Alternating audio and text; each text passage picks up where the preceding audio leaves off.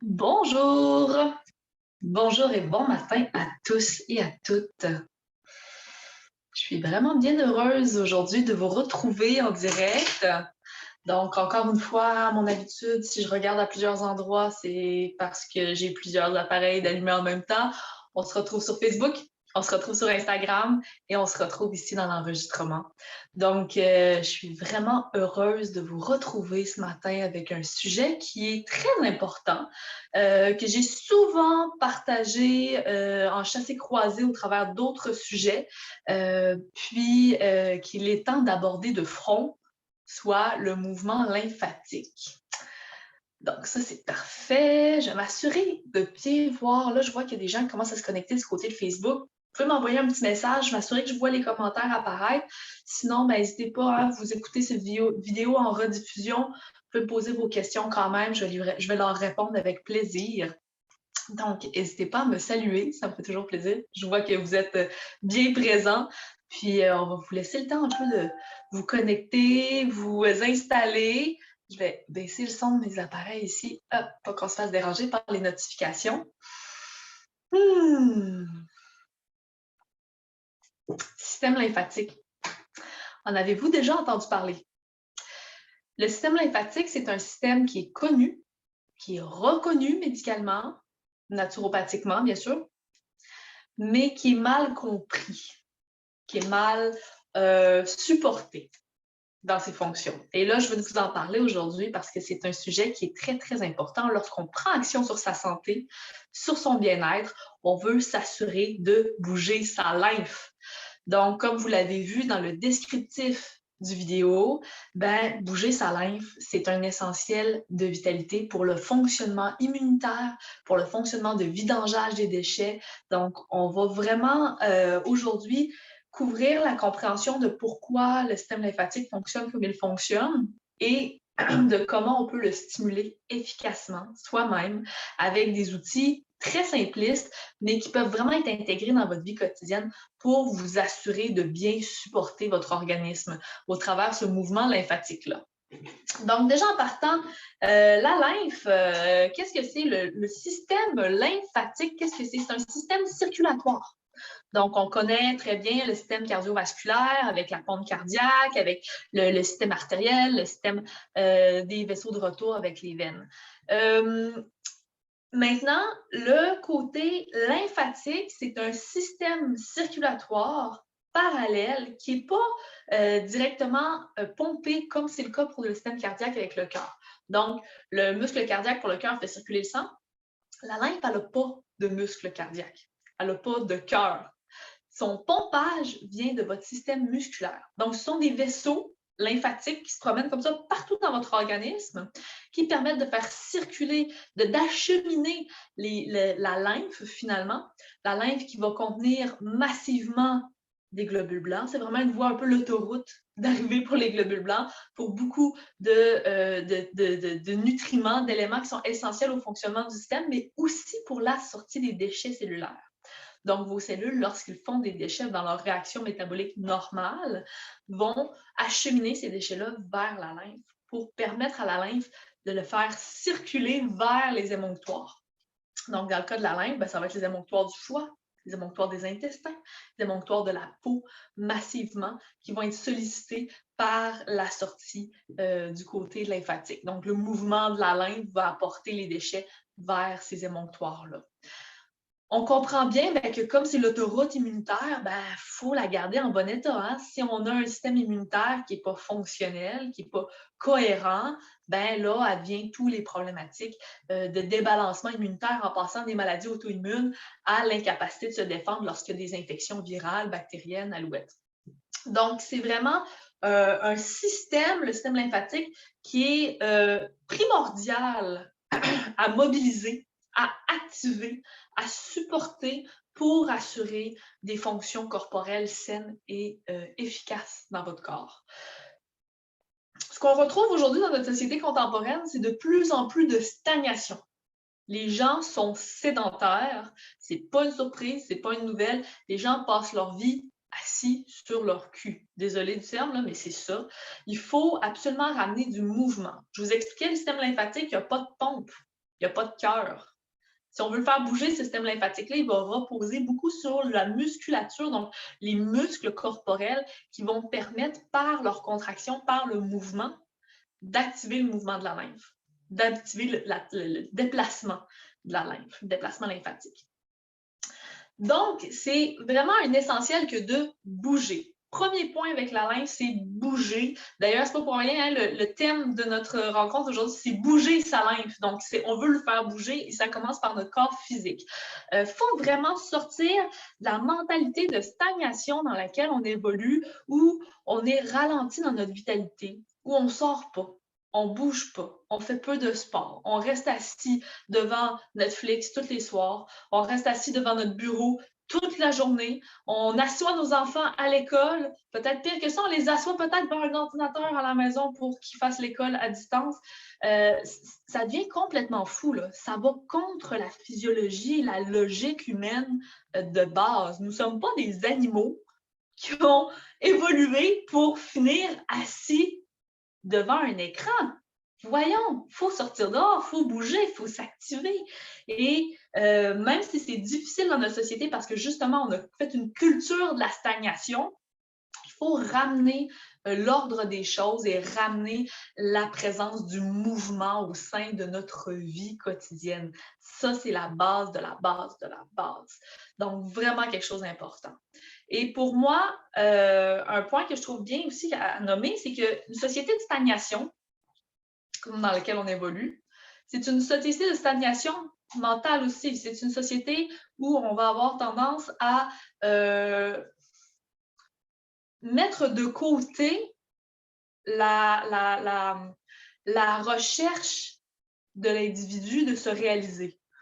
On l'installe devant plein de divertissements qui lui permettent de faire diversion à lui-même. Donc, on fait diversion à soi, on s'active moins, on bouge moins de notre organisme, on est moins sollicité positivement au niveau de notre mental, on développe toutes sortes de torts et de ralentissements, dont le ralentissement lymphatique, la stagnation lymphatique. Votre lymphe qui circule moins, qui bouge plus, qui stagne, qui garde ses déchets et qui devient embourbée et qui devient presque épaisse dans son incapacité d'éliminer ses déchets colloïdaux et qui vont vraiment finir par créer un ralentissement. Donc, la société de stagnation dans laquelle on évolue fait stagner l'esprit, fait stagner le corps et apporte la dégénérescence corporelle par le manque de mouvement, en bonne partie. Donc, ça, c'est vraiment quelque chose qui est très, très, très important à concevoir parce que si votre système lymphatique est ralenti, vos fonctions sont ralenties, la capacité de votre foie à détoxifier votre corps est ralentie, la capacité de vos intestins à éliminer normalement et à bouger ses selles est ralentie. La capacité de votre esprit est ralentie. Tous les échanges cellulaires sont ralentis. Vous stagnez dans votre fonction vitale corporelle. Puis la vitalité et la stagnation, pour moi, c'est comme deux polarités extérieures. Donc, on a de la vitalité qui, naturellement, vient avec une spontanéité au mouvement, à l'envie de bouger, à la santé, au plein développement, et la stagnation qui va amener vers une dégénérescence, qui va amener vers un épuisement, des épuisements aussi bien mentaux que physiques que corporels. On va avoir des impacts globaux. La plupart d'entre vous, vous me connaissez, mais je veux quand même me répéter parce que ça fait toujours du bien de se réentendre, de se faire remémorer le tout. Moi, ma vision, elle est holistique. Donc, quand je vous parle de ce qui se passe dans la santé mentale, que je vous parle de ce qui se passe dans le corps physique, pour moi, il y a toujours une interrelation complète. Ma vision holistique fait en sorte que quand je vois un humain, quand je vois un individu devant moi, pour moi, c'est un être qui est aussi bien dans sa matrice physique, qui est dans son corps, dans sa chimie, dans les réactions chimiques de son organisme, dans son corps, qu'un être mental, réflectif, intellectuel. Un être émotif qui vit avec ses émotions présentes, mais ses émotions passées, ses mémoires, ses traumas des fois. et un être spirituel aussi qui exprime un espace de spiritualité pour venir englober l'ensemble de son être. Et cet être-là va aussi se refléter dans un être interrelationnel qui est en relation constante et avec son milieu, et avec tous les éléments vivants qui l'entourent, et avec les autres personnes dont il va rencontrer. Donc, un champ de connexion, un champ énergétique de la personne qui va rentrer en relation avec les autres éléments, j'aurais envie de nommer, de son milieu et de son environnement avec lesquels il va côtoyer, il va partager cet espace de mouvement énergétique. Donc, pour moi, un humain, c'est tout ça. Donc, quand on parle de bouger la lymphe pour prévenir la stagnation, pour moi, ça prévient la stagnation de tous ces corps. Ça va jouer sur l'ensemble de l'organisme parce qu'on ne peut pas toucher la matrice physique sans toucher le monde subtil, et on ne peut pas toucher le monde subtil sans toucher la matrice physique. Donc, il y a vraiment cette interrelation-là qui est très, très présente. Et dans le cas de la lymphe, comme la lymphe achemine énormément au niveau de la sortie des déchets, naturellement, ça va jouer exactement sur la vitalité de l'individu. Et comme ça joue beaucoup aussi avec l'immunité, la cohérence immunitaire de l'individu va se sentir aussi impactée par ce qui est du mouvement lymphatique. Donc, un sujet extrêmement important. Super! Donc, on parlait de mouvement. Les muscles servent de pompe pour votre système lymphatique, mais pas que. C'est la belle cohérence entre le système musculaire qui va permettre du mouvement de la lymphe et les systèmes glandulaires qui vont permettre de retenir ou de laisser passer le mouvement lymphatique. Des ganglions, on en a partout sur le corps. Vous le connaissez certainement, les plus classiques, les amygdales, au-dessus de la gorge. On a des ganglions au niveau des aisselles, partout au niveau de la nuque, au niveau du corps, autour des seins, dans les aines, derrière les genoux, dans le creux des coudes. En fait, des ganglions lymphatiques, on va en avoir partout, mais on va en avoir beaucoup dans les sections articulaires de l'organisme parce que c'est des zones clés. Donc, la jambe, admettons, derrière le genou, on va avoir beaucoup de ganglions. On va avoir beaucoup de ganglions à l'aine. C'est pas pour rien, c'est pas un hasard. C'est que les ganglions, c'est des nœuds lymphatiques. D'ailleurs, on les appelle des fois des nœuds lymphatiques parce que justement, c'est ce que c'est. C'est un petit... c'est comme un renflement du système lymphatique qui va permettre de faire un peu une valve anti-retour. Donc, je vous donne l'exemple de la jambe parce que c'est le plus classique, parce que vu pas comme la lymphe, elle n'a pas de pompe, elle est sujette à la gravité, hein, on vit sur Terre, donc elle va avoir tendance à se faire attirer vers le bas. Et là, dans le pied, on va avoir plus de lymphe, donc toute la lymphe va avoir envie de descendre dans la jambe. D'ailleurs, c'est ce qu'on voit beaucoup chez les gens qui ont des problèmes d'œdème, de rétention d'eau, c'est qu'il y a une incohérence au niveau lymphatique, au niveau du mouvement pour toutes sortes de raisons, puis ça fait en sorte qu'il y a des déséquilibres hydriques, parce que là, on va gonfler, parce que le mouvement lymphatique n'est pas cohérent et les ganglions lymphatiques ne sont pas cohérents non plus. Pour toutes sortes de raisons, là, ça, on pourrait rentrer dans les détails, mais c'est le facteur, ça va être vraiment le mouvement de la gravité puis l'impact sur les ganglions. Donc, de la même façon, quelqu'un qui a des chirurgies, mettons classique, là, mastectomie, parce que pour une raison X médicale, il y a un besoin d'aller faire un retrait d'une partie du sein, souvent on va enlever des ganglions. Ces personnes-là, souvent, vont avoir des problèmes au niveau du mouvement hydrique dans leurs bras, qui sont liés aux ganglions. Donc, on va avoir des œdèmes, on va avoir des rétentions parce que les ganglions ne font pas leur travail. Donc là, j'arrive au travail des ganglions, je vous fais comprendre. La jambe, vous avez du mouvement, vous avez le mollet qui pompe la lymphe, qui pompe le sang, qui bouge tout, qui permet de remonter. Et là, on arrive au ganglion derrière le genou. Et là, le ganglion derrière le genou fait comme, c'est parfait, on fait remonter la lymphe, donc on la laisse passer de l'autre côté. Mais une fois qu'elle est passée de l'autre côté, je fais ma valve anti-retour, donc la lymphe, elle ne redescend pas. Et là, ça permet de continuer à cheminer comme ça à chaque mouvement. À chaque travail musculaire, le ganglion lymphatique a cette cohérence-là, cette intelligence-là de choisir qu'est-ce qui passe pas. Et de cette même manière-là, s'il y a un traumatisme, s'il y a une blessure, s'il y a un besoin d'amener du tissu, d'amener des matières immunitaires, des globules blancs pour venir travailler au niveau de la réparation de l'organisme, qu'est-ce qu'on va voir? On va voir un œdème localisé. Pourquoi un œdème? Parce que le système lymphatique va s'arranger avec cohérence à permettre à tous ces ganglions d'envoyer du tissu lymphatique, d'envoyer de la lymphe riche en globules blancs sur place, et ça va faire temporairement une augmentation du liquide local. Donc, c'est le mouvement lymphatique, c'est la réaction immunitaire, c'est la réaction de l'organisme. Donc, naturellement, ben, on veut renforcer ce mouvement lymphatique-là, on veut faciliter cette circulation lymphatique-là. Donc, le mouvement, très, très, très, très important. Première chose, parce que si vos muscles ne fonctionnent pas, votre système lymphatique ne peut pas circuler parce qu'une pompe anti-retour, s'il n'y a rien qui bouge, ben, il n'y a rien qui bouge, hein, elle ne travaillera pas plus. Donc, le ganglion, à lui tout seul, ne fera pas le travail. Il va falloir que vous bougiez en plus. Et là, ben, c'est le premier défi parce que, comme je vous expliquais, on est dans une société de stagnation.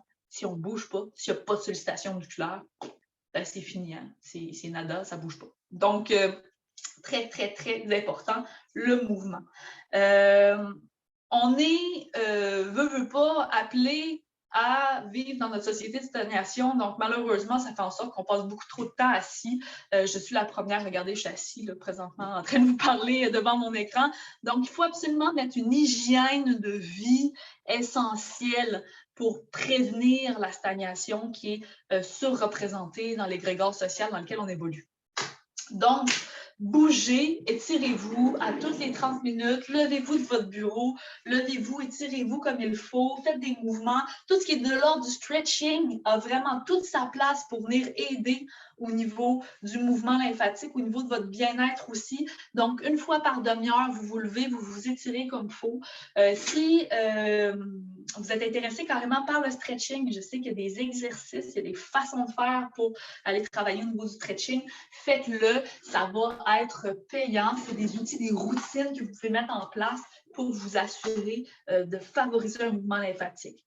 Bien sûr, au-delà de ça, ben, marcher, hein? La première étape la plus simple, marcher. Donc, allez prendre des marches tous les jours, sortez dehors, au moins une demi-heure par jour, sortez dehors tous les jours.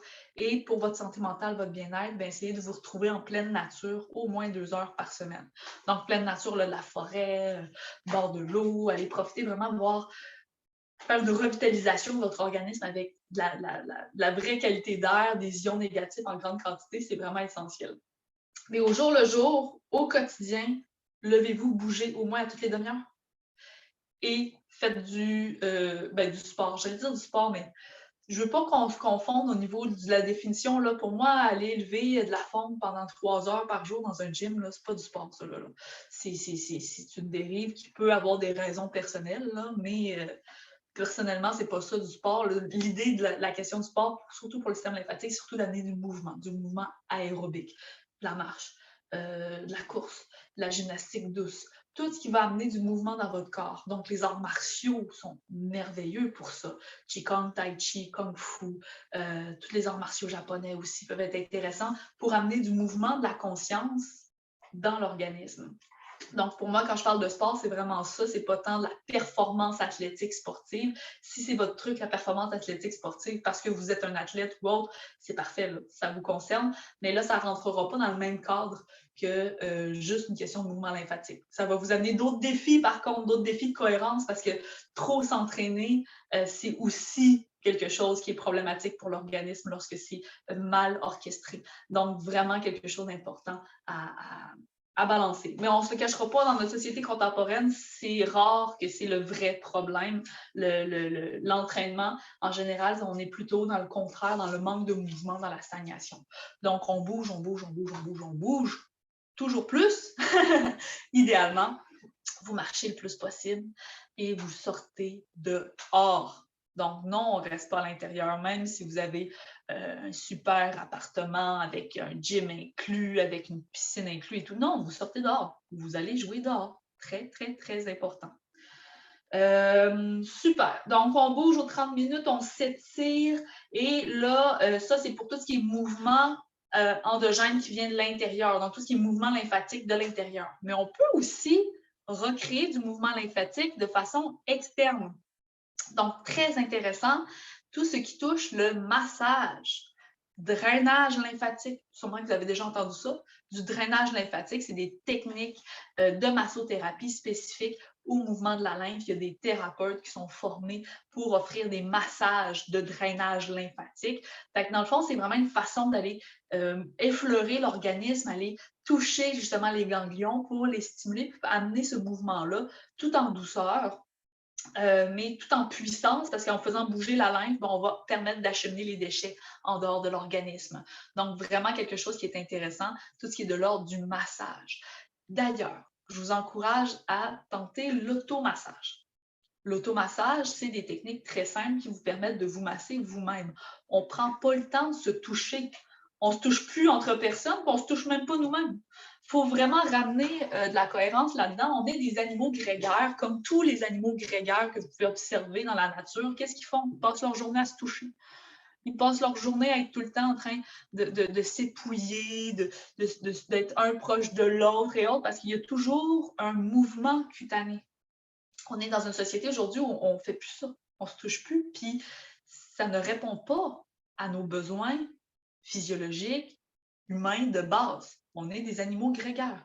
Donc, il faut absolument cultiver cet espace-là de toucher, puis ça commence bien sûr par se toucher soi-même. Donc, vraiment s'amener à faire du massage, des frictions. Je vais vous donner des super beaux outils tantôt avec du brossage à sec et autres qui vous permet justement d'amener du mouvement dans votre lymphe, dans votre organisme, de vous amener du confort vous-même.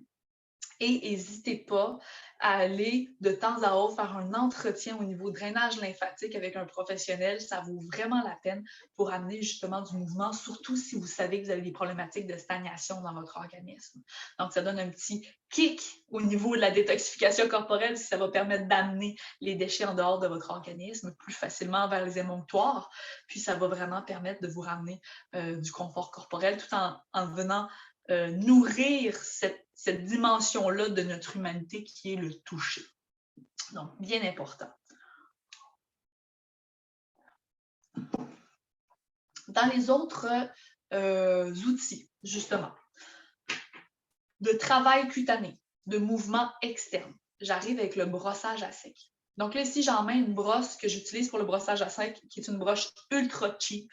Il y en existe des super belles sur le marché, il y en existe avec des poils en cuivre, il y en existe avec toutes sortes d'éléments particuliers. Les brosses à brossage à sec, même les plus cheap, font la job. Donc, même avec une entrée de gamme, une petite brosse avec des poils en scial qui coûtent là, 4 $ dans une pharmacie, là, vous allez trouver quelque chose de bien pour faire du brossage à sec. Ce qui est important du brossage à sec, c'est le mouvement.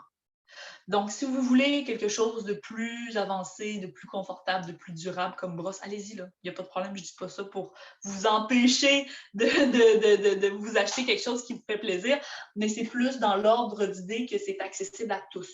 Tout le monde a les moyens de faire du brossage à sec et tout le monde peut se le permettre. Que vous preniez de la médication, que vous soyez en surpoids, que vous ayez des problématiques auto-immunes, que vous ayez des situations particulières, que vous soyez enceinte, que vous allaitiez, vous pouvez vous brosser.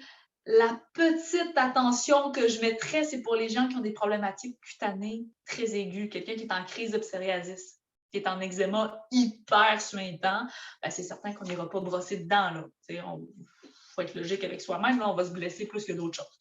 Mais dès que votre peau est relativement saine, vous pouvez pratiquer le brossage à sec et je vous explique comment.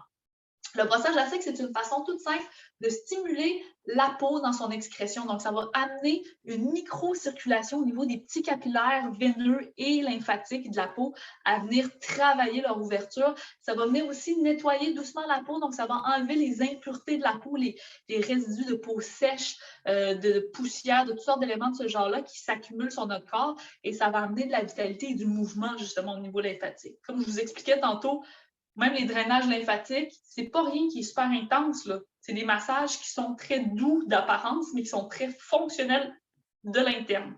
Donc, c'est pas des massages hyper sportifs, là, des tissus profonds. Non, un drainage lymphatique, c'est du mouvement à la lymphe. On n'a pas besoin d'aller travailler si creux que ça pour amener cette capacité-là et cette qualité-là de mouvement. Donc, la brosse, une brosse avec des poils de scial, ou sinon, il y a des gens qui peuvent utiliser des soies de porc aussi, toutes sortes de poils qui existent. Une brosse de scial, moi, personnellement, je trouve que c'est vraiment mon favori. Je trouve que ça travaille bien, c'est simple, c'est végétal, c'est écologique. Ça vaut la peine. Donc, brosse de scial. Le brossage à sec, comme le nom le dit, ça se pratique sur une peau sèche. On ne se brosse pas sous la douche, on ne se brosse pas à la sortie de la douche. Vous allez favoriser peut-être de vous brosser avant la douche. Le matin en vous levant, le soir en vous couchant, mais sur une peau sèche. Donc, l'idée du brossage à sec, c'est de brosser la peau. Je vous montre rapidement. C'est assez simple, sérieusement. C'est vraiment tout le corps au complet, mais l'idée, c'est de brosser en faisant des petits cercles et en se déplaçant. L'idée, là, c'est que vous brossez, vous brossez, vous brossez. Si ça commence à se réchauffer sur votre peau, vous vous déplacez. Vous ne restez pas à la même place. L'idée, ce n'est pas de créer de l'inflammation ou des rougeurs ou quoi que ce soit. On va juste amener ce petit réchauffement-là de la peau et on se déplace et on monte. Et là, vous partez des extrémités. Donc là, je pars de la main, puis on va travailler comme ça en montant. Et on va ramener comme ça. Et là, ben, simplement, je le ferai tout nu. Là. Je vais garder une petite gêne pour ne pas me faire censurer sur Facebook. Mais on va remonter comme ça et on va aller vers le cœur. Donc, quand je travaille mon corps, je vais m'assurer de partir des extrémités, de remonter vers le cœur. Et les jambes, la même chose, on va remonter vers le corps, vers le cœur. Au niveau du ventre, on peut faire un cercle. On peut amener du mouvement dans le même sens que les intestins. Donc, on part du côté droit, on monte, on descend vers le côté gauche, on suit le mouvement du côlon. Donc, on peut brosser comme ça pour amener du mouvement. Le truc, c'est que vos ganglions lymphatiques, comme je vous expliquais, ils sont au niveau de vos articulations. Ils sont dans les creux, les aisselles, les seins, les aines. Donc, insistez un peu plus quand vous arrivez là. Je fais mon brossage, j'arrive dans le creux du coude, j'insiste un petit peu plus. Pas pour me blesser, pas pour m'irriter, mais j'insiste un petit peu plus. Je remonte, je travaille un petit peu plus proche de l'aisselle, au niveau des tours des seins, tours des pectoraux. Je travaille un petit peu plus au niveau de l'aine, j'insiste un peu plus pour activer le ganglion lymphatique qui, lui, reçoit du mouvement lymphatique et qui va vouloir mieux l'acheminer. Donc, c'est vraiment pour amener ce mouvement-là. C'est une pratique tellement simple, c'en est incroyable. Tellement que c'est simple, c'est une habitude super saine. Vous pouvez le faire plusieurs fois par jour. Déjà, pour un vrai entretien lymphatique, une fois par jour, c'est merveilleux. Ça réchauffe la peau, ça donne du confort. Moi, personnellement, le brossage à sec, j'adore ça. J'adore ça encore plus l'hiver. L'hiver, c'est tellement confortable parce que quand on se réveille le matin, je vous dis ça pour moi, là, moi c'est mon petit truc à moi, on se réveille le matin, on est toujours un petit peu plus frileux. Donc, c'est temps qu'on s'active, on sort des draps, on se change, là, on sort de notre pyjama, là, on a comme un petit passage là, où on est plus frigorifié là, à cause du froid, de la température avant de s'habiller. Et là, on se brosse.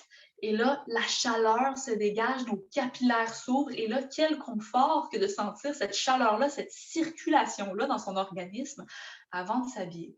Et ça commence tellement bien la journée. C'est merveilleux.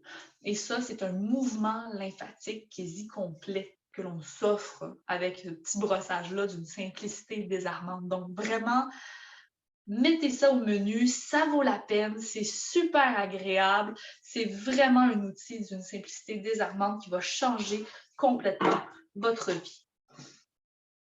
Et là, on arrive à un autre outil de circulation de surface qui est beaucoup plus drôle et que j'aime beaucoup, mais que je sais que pour certains d'entre vous, ça va être tout un défi et mental, intellectuel de vous lancer et émotif, celui des chocs thermiques. Donc, une autre façon merveilleuse de faire bouger sa lymphe, c'est d'amener du changement thermique au niveau de sa peau, au niveau de son corps. La brosse, ça réchauffe parce qu'il y a une circulation lymphatique. Hein? Ben, quand vous avez chaud, c'est aussi une façon d'aller favoriser la microcirculation des capillaires sanguins et lymphatiques de surface de la peau. Donc, tout ce qui vous apporte des chocs de chaleur, va dilater ces capillaires-là, va amener un appel lymphatique vers la peau. Et tout ce qui est froid va faire le contraire, va faire un peu siphon pour venir ramener la lymphe dans l'autre sens. Donc, on va ramener la lymphe vers les organes internes pour venir protéger, puis là, on va garder la chaleur plus à l'interne. Et c'est vraiment merveilleux parce qu'on peut travailler avec les deux. On peut travailler avec de la chaleur, on peut travailler avec du froid pour amener ce mouvement-là et obliger le corps justement à faire ce mouvement un peu siphon qui fait circuler le système lymphatique encore plus efficacement.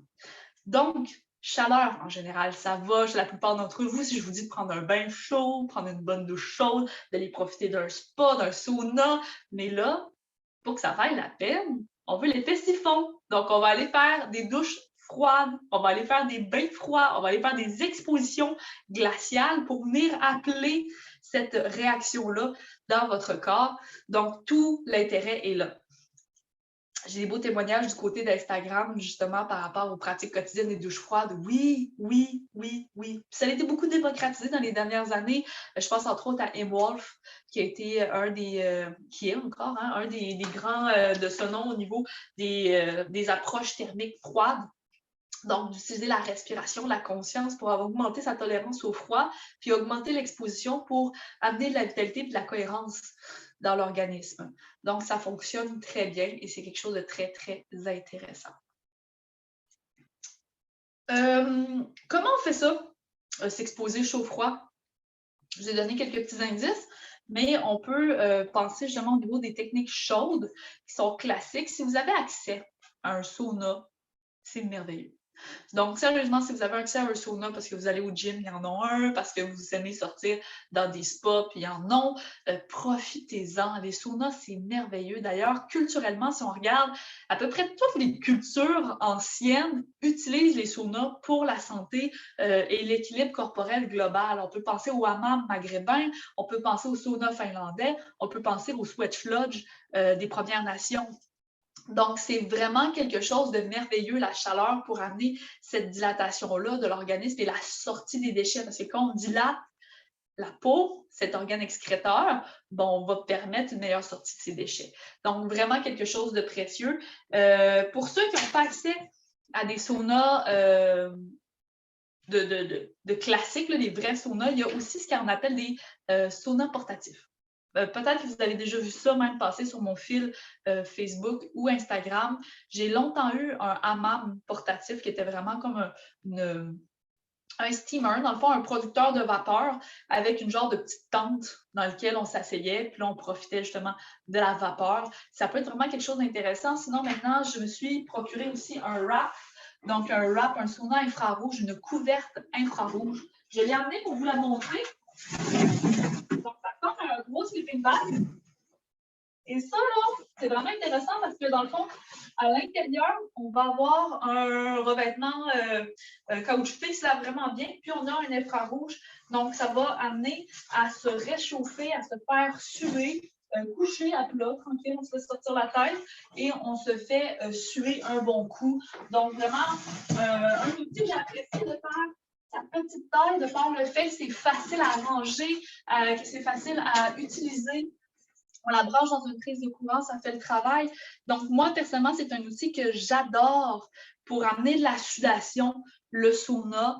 Donc, si vous voulez exacerber la sudation que vous avez suite à une activité physique, vous finissez au sauna, c'est merveilleux, ça prolonge l'activité au niveau des réactions métaboliques saines liées à votre activité physique. Donc, c'est un outil de confort, de bien-être, de vitalité qui est simplement merveilleux. Ça fait flusher des déchets métaboliques hors de l'organisme en grande quantité, justement grâce à la sudation, grâce à l'ouverture des pores. Et pour bien compléter un sauna, rien de mieux que du froid. Donc, vous allez au sauna finlandais, qu'est-ce qui se passe après ça? Bien, idéalement, c'est plonger dans le bassin froid. Si on regarde les hammams maghrébins, après ça, c'est rinçage à l'eau froide. Et là, les saunas, quand vous utilisez un wrap à la maison, quelque chose comme ça, ben oui, après ça, allez à l'eau froide. Donc, moi, quand je sors de mon sauna wrap, c'est directement sous la douche à l'eau froide. Donc, je ne le mets pas à l'eau tiède, c'est au plus froid et je me rince complètement. Faire des chocs thermiques, surtout des chocs thermiques froids, ça demande une certaine habitude. Donc, si vous êtes extrêmement dévitalisé, vous êtes en burn-out, en épuisement corporel, vous avez des problématiques de santé auto-immune et autres, allez-y doucement, allez-y en acclimatation avec le côté froid. Ça peut vous servir et ça va vous servir. Et ça va être merveilleux pour votre santé et votre équilibre. Mais si vous exagérez puis vous ne faites pas de transition au niveau de vos habitudes d'exposition au froid, vous allez vous épuiser puis vous allez vous nuire. Donc, vraiment, allez-y graduellement pour avoir le plein effet, c'est quelque chose de bien important. Donc, quand je parle de se rincer à l'eau froide, ben, peut-être que vous pouvez commencer par prendre une douche normale. Vous vous lavez, vous prenez votre douche, puis juste avant de sortir, vous vous rincez à l'eau froide. Peut-être juste diminuer un petit peu la température au début, puis un peu plus, jusqu'à temps de vous rincer complètement à l'eau froide. Vous pouvez y aller graduellement. Commencer avec un 30 secondes à l'eau froide. Ensuite de ça, peut-être augmenter 1 minute, puis voir un peu comment vous trouvez pour votre confort. Donc ça, c'est vraiment l'outil peut-être le plus simple, le plus classique de se rincer à l'eau froide suivant notre douche et ça fait une transformation vraiment intéressante sur la vitalité, sur le mouvement lymphatique de façon bien, bien, bien pratique. Si vous ne disposez pas de sauna, de wrap, d'hammam, d'alouette, puis que vous voulez avoir une action thérapeutique à la maison, quelque chose qui peut être très plaisant, c'est les chocs thermiques sous la douche, mais volontaires. Je vous explique. Vous êtes sous la douche, puis là, vous augmentez graduellement la température. Un peu comme le principe, là, tu sais, la petite grenouille dans un chaudron d'eau chaude, là, on ne sent pas la température, plus on la fait augmenter, ben, c'est le même principe. Vous montez la température de plus en plus jusqu'à temps du seuil du tolérable. Vous ne voulez pas vous blesser, vous ne voulez pas vous brûler, mais vous voulez être à la limite de faire comme « Oh, plus chaud que ça, je ne le tolérerais pas ». Et là, à ce moment-là, quand vous êtes à ce moment-là et vous vous dites que là, je ne le tolérerai plus, bien là, vous envoyez complètement à l'eau froide. Et vous vous rincez à l'eau froide et vous recommencez justement la montée de la température graduelle jusqu'à encore la pleine chaleur et vous recommencez à l'eau froide. Et vous pouvez faire 3 cycles comme ça. Puis ensuite de ça, finir complètement à l'eau froide, sortir de la douche. Et là, vous avez un vrai soin thérapeutique, thermique, à la maison, à petit frais. Donc, vraiment quelque chose qui vaut la peine pour venir amener du mouvement. C'est vrai, j'en profite pour passer un petit mot. Ça vient de me passer par la tête. Je vous ai montré le SonoWrap que j'ai derrière. J'ai une cliente qui se départit de son SonoWrap et qui cherche à le revendre. Donc, si jamais vous avez cherché un SonoWrap, ben, dites-moi là, je pourrais vous mettre en contact une et l'autre, un et l'autre, dépendant. Là, je ne veux pas empêcher messieurs de vous procurer un SonoWrap, mais vraiment, ça va me faire plaisir de vous mettre en contact. Là. Moi, je ne prends aucune cote ou quoi que ce soit là-dedans. C'est juste petite nouvelle comme ça, des fois, que ça pourrait intéresser quelqu'un. Donc là, on apporte justement du mouvement, de la sudation par les températures chaud-froid de la douche. Vous pouvez faire la même chose aussi avec un bain. Vous pouvez faire un bain de sudation. Donc, vous vous installez dans votre bain, faites couler l'eau et vous augmentez la température. Toujours de plus en plus chaud, de plus en plus chaud, de plus en plus chaud. Et quand ça devient très, très chaud, vous restez dans l'eau le plus longtemps possible jusqu'à temps de sentir que vous avez la bouffée de chaleur, là, la petite sensation un peu fiévreuse qui embarque, parce que là, vous êtes vraiment dans un seuil de sudation super intense. Et là, vous vous rincez à l'eau froide. Donc, vous pouvez vous lever, mettons, si vous avez un bain de douche, vous pouvez vous lever debout, vous rincez avec la pomme de douche à l'eau glacée, vous réinstallez dans le bain, recommencer quelques fois comme ça. Et si vous avez un bain avec à l'extérieur une douche, ben, peut-être faire 2-3 pas hors du bain, allez vous rincer à l'eau froide, retourner dans le bain ensuite. Donc, il y a moyen d'aller faire ce travail-là de sudation aussi, comme ça, pour un plein effet. Il y a aussi la technique toute simple, hein, classique des bains japonais, que de se lancer une chaudière d'eau froide sur la tête. Donc, ça peut être un outil aussi. Faites un bain, si la salle de bain est appropriée pour ça, vous avez un bain très chaud et là, vous gardez un contenant d'eau très froide, une chaudière d'eau, admettons, puis là, vous la versez sur vous pour aller faire l'effet justement du rinçage de la douche froide. Donc, ça fait le mouvement d'appel lymphatique, ça apporte le mouvement. Et là, on arrive à la partie que j'aime le plus. Si vous êtes habitué de me suivre sur Instagram ou sur Facebook, vous m'avez déjà vu cet hiver dehors en petite tenue en train de profiter de l'air frais.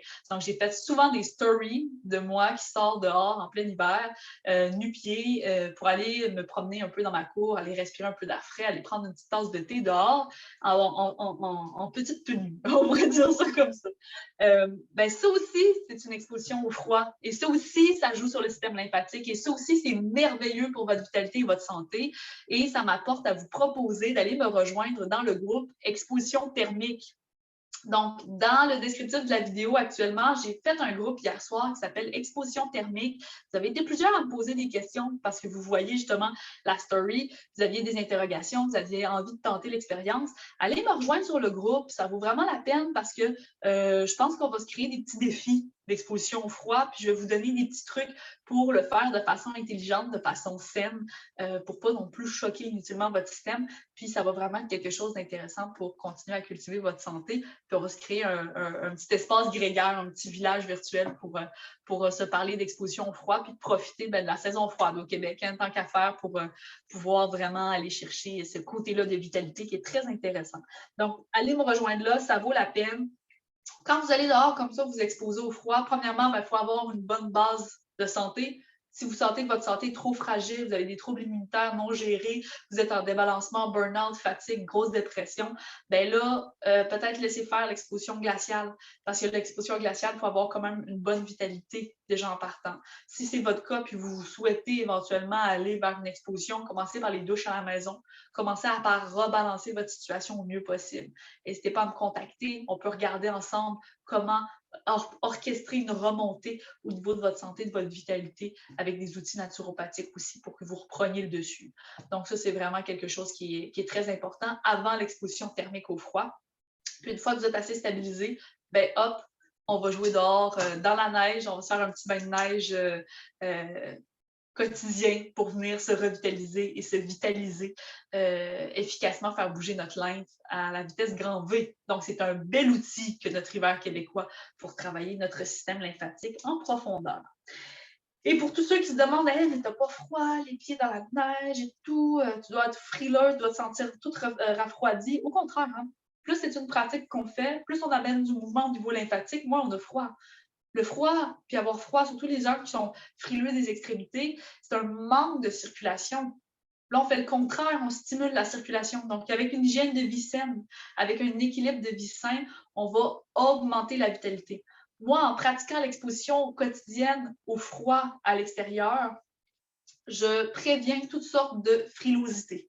Donc, je n'ai pas les extrémités froides et je n'ai pas froid aux pieds. Je n'ai pas tendance à frissonner ou quoi que ce soit de ce genre-là grâce à ça. Si je ne pratique pas l'exposition au froid, je suis la première personne à avoir les pieds glacés tout le temps.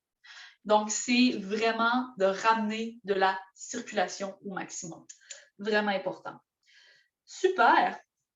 Bien sûr, pour le mouvement lymphatique, il y a moyen d'aller vers d'autres approches. Là. Il y a moyen d'aller dans des approches qui sont plus dans l'ordre du thérapeutique naturopathique, avec des plantes drainantes, avec des purges comme la purge de ricin qui va travailler le monde lymphatique. Attention toujours à faire comme il faut sur un bon système dans la bonne situation. Hein. Ce n'est pas quelque chose qu'on fait tout croche. La même chose avec les plantes drainantes, il faut les utiliser à bon escient. Il faut que ça vaille la peine. Donc ça, je les réserverais plus. Personnellement, j'aurais tendance à vous dire de plus voir à le faire dans un suivi naturopathique. Tu sais, quelqu'un qui aurait vraiment un besoin particulier pour ramener une hygiène lymphatique, travailler sur les déchets colloïdaux qui traînent dans son système lymphatique, bien là, oui, pourquoi pas l'adresser, mais là, ça demande vraiment d'être spécifique à chaque personne. Sinon, ben, pour vous, là, à la maison, maintenant, aujourd'hui, mettez-vous au rinçage à l'eau froide en fin de journée. Brossez-vous à sec, allez jouer dehors, bougez, respirez pleinement, amenez du mouvement, sortez de la mentalité de stagnation toxique dans laquelle on évolue. C'est non, ça ne servira jamais à votre santé et votre bien-être. Ramenez de la vitalité, du mouvement, de la joie. Et sur ça, ben, je vous souhaite un merveilleux mouvement lymphatique. J'espère que vous en avez appris beaucoup avec cette vidéo. Et bien sûr, si vous avez des questions, des commentaires, ça va me faire plaisir d'y répondre. Prenez soin de vous, puis on va se retrouver bientôt pour un autre live qui va être au début mars. Suivez ma page, je vais vous le rappeler, mais je vais vous faire un live bientôt sur les cures. On pose tout le temps la question, ai-je besoin d'une cure? C'est quoi une cure? Pourquoi on fait ça? C'est quoi le signal qu'on en a besoin d'une? Donc ça, c'est vraiment quelque chose qui est intéressant à comprendre et à concevoir parce qu'au travers notre vocabulaire et notre conception de tout ce qui est au niveau des cures, des jeûnes, des protocoles et autres, on n'a pas obligatoirement les mêmes définitions. Puis je veux ramener de la clarté dans la définition, dans l'usage, puis vous donner des critères efficaces à observer vous-même pour être capable de déterminer où vous vous situez chacun et chacune d'entre vous. Donc, un très beau live qui s'en vient, ça va être un mercredi matin, 10h. Je crois que c'est le 2e mercredi de mars. Il faudrait que je revoie mon agenda, c'est pour ça que je n'ai pas la date exacte sous la main. Mais sinon, ben, si vous n'êtes pas inscrit à mon infolette, contactez-moi, je peux vous l'envoyer. Donc, l'infolette mensuelle qui contient aussi le calendrier des événements. Donc, vous allez avoir aussi le calendrier des lives, des ateliers, des cures, de tous les éléments, dans le fond, que je fais, ainsi que des articles portant sur la santé au naturel, des articles exclusifs pour les abonnés de l'infolettre. Donc, contactez-moi si ce n'est pas déjà fait pour la recevoir une fois par mois dans votre boîte de messages. Je vous souhaite une super belle journée et on se retrouve bientôt. Bye bye!